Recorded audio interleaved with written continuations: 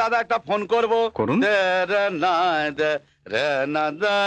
দাদা একটা জরুরি ফোন আছে, করব? একটাই লাইন চালু আছে, অপেক্ষা করুন, ফোন করছি। ঠিক আছে। হ্যালো, আমি সঙ্গীত গুরু নবীন কুমার বলছি, না সিঙ্গাপুর থেকে।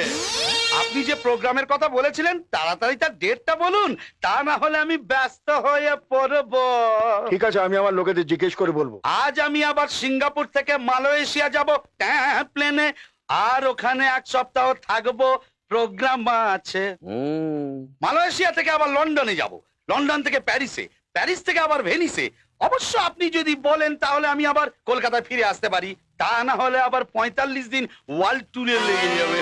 দূর মশাই, আপনাদের মতো গায়কদের আমার দরকার নেই। হ্যাঁ, কথা শোনাবে, পুরো কেস কেচিয়ে গেল।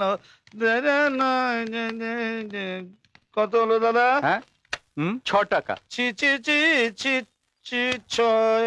হ্যালো, আমি বিশ্বনাথ বলছি, আমেরিকা থেকে। ইয়েস ইয়েস, যখন বম ফেটেছিল তখন আমি আমেরিকায় ছিলাম। জর্জ বুশকে আমি ফোনে প্রথমে জানিয়েছিলাম। ওরে বাবা, কেউ আমেরিকা বলছে, কেউ লন্ডন বলছে। দাদা, হ্যাঁ, এই সব ঢপের কথা শুনে আপনি কিছু মনে করছেন না তো? দূর দূর, হ্যাঁ। আমি কেন মনে করতে যাব? হ্যাঁ। গত 10 বছর ধরে এই একই ঢপবাজির কথা শুনে আসছি। দাদা আমার ঢপ শুনে শুনে চেহারা কানাই বেঢপ হয়ে গেছে।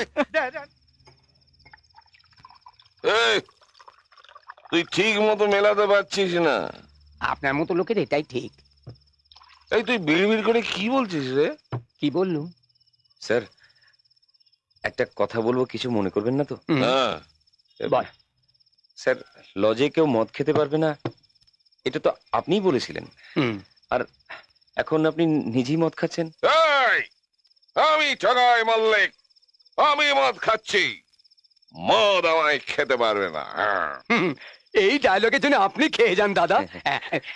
যে আইন দাদা তৈরি করে সে আইন দাদা ভাঙতে পারে, কিন্তু আমরা আমরা আমরা আইন ভাঙতে পারি না।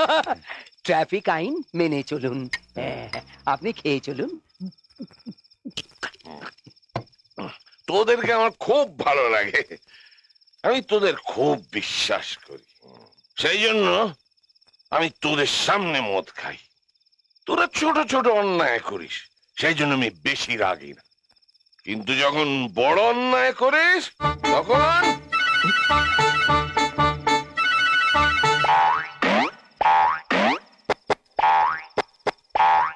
সোয়েটার কেনার টাকা নেই বলে সকালে আমার কাছে টাকা চেয়েছি, আরে এখন টাকা কোত্থেকে পেলি? হ্যাঁ, এই কথা বলি বল হারামজাদা। বলছি।